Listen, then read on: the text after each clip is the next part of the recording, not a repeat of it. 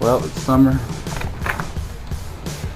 and it's a rainy day and I'm off jury duty early and I can't really go out and play in my sandbox or jump around on some playground equipment or beat up any fat kids in the neighborhood today. So what do nerds do when it's rainy and ugly outside? We build shit.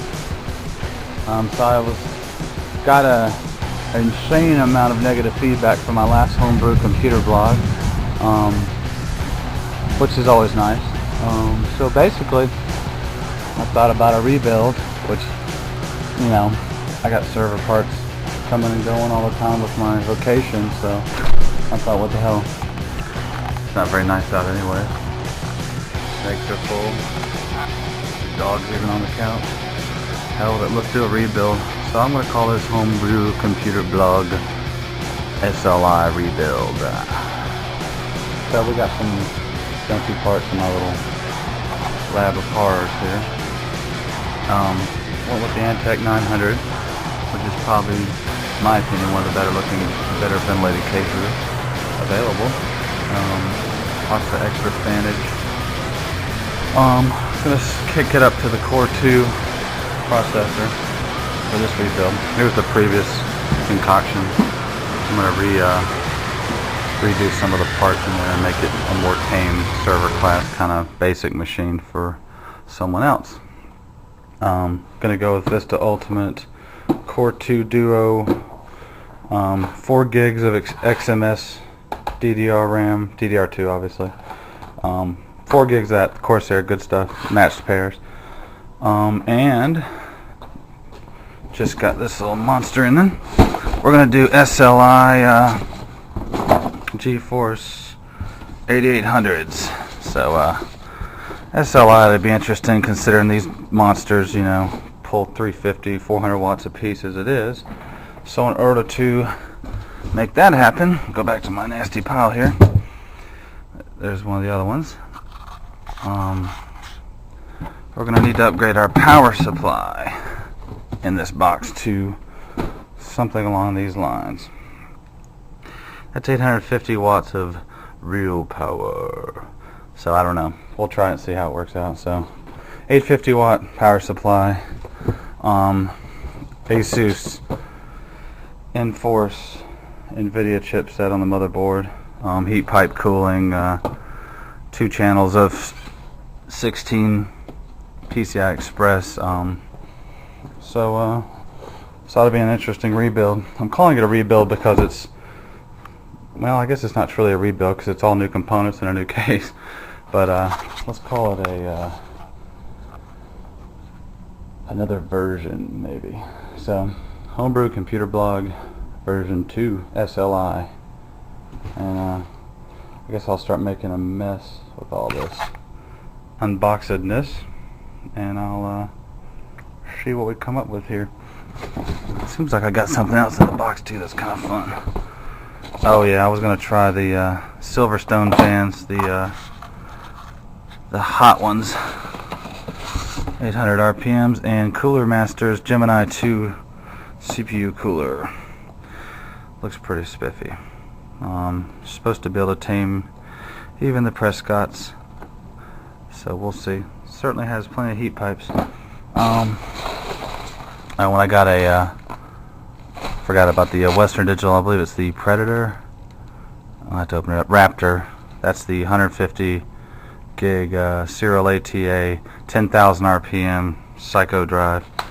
So I think we're going from the ground up pretty good here. I've left room for upgrades on this because obviously I could take this guy up to a quad core at some point. Take it to quad core. I could take the RAM up a little higher frequency. I could also upgrade the processor all the way to, so there's plenty of room for upgrade with this system, so that's sort of why I chose this motherboard and its chipset. So there's a crappy Mac. We will check back shortly because after all, Asus is heart-touching. In between playing on my new build, I gotta do a little work here. I gotta throw some Windows XP Genuine Advantage kits on some computers and kind of do them, so that'll be the background noise, is all the fabulous uberness of the Windows Genuine Advantage kit being installed, which is just a version of Windows XP for dirty rotten pirates.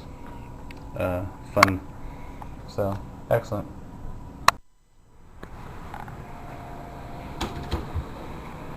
It's the previous incantation.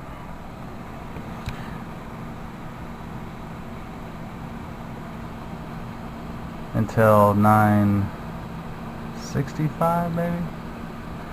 Chipset, which is solid and stable but painfully slow, and obvious crap processor, so I'm going to basically change this entire system around and make it a suitable server for my business, which will be just fine for video capture applications. And we'll give them this boring, simple Antec case, and we'll move into the 900 series Monster Beast. But before I can do that, I have to nuke it, put a different drive in, degrade the RAM quite severely, and get them their own nice non-Netherlands Windows XP, which I have. That looks pretty darn real. Little sticker and everything. Booyakasha. There's the NVIDIA Enforce chipset, full of heat pipes and copper and lots of inputs and outputs and just crap loads of copper and a bunch of junk in the box as well. So it's a pretty nice motherboard. I guess we'll put it through its paces later and see how it actually does, but it looks pretty darn good to me.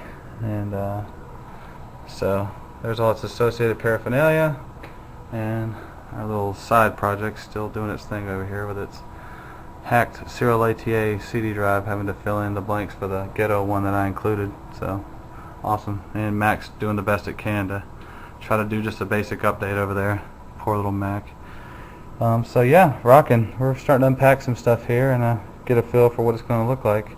Got your Serial ATA cables, your strange little add-in audio card thing, some new bright idea on a single mount sort of ATX connector block, bunch of USB port hacks, and a FireWire, which was kind of nice to see, and your good old SLI cable. I guess that's your link of your two cards together, and imagine all the bullshit going between that little wire, or ribbon cable I guess I should say.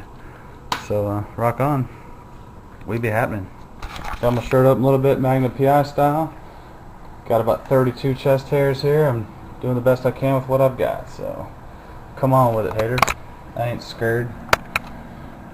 Oh, blue screen, good old days. Okay, we're going to do a final check to make sure we can't run, play outside, wash a car, or anything, and yes, it has been determined by the local weather meteorologist association that today is a computer building day. Tortoises barely dare to come out in this kind of rain. Horrible. Hold on. Last chance. Ugh. Macs are so total ponage that the I guess a firmware update is going to require AC power, so of course I'm totally spent here. I don't have a surge protector, additional pluggage, and I've already raped that hole over there in the wall pretty bad.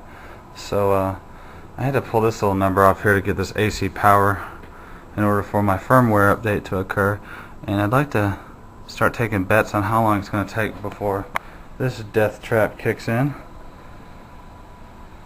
The ADA would be rolling in their graves right now if they saw this. So I guess luckily it's got the magnetic power connection feature that is a Mac exclusive, so perhaps some comedy will ensue later, perhaps not, we'll see.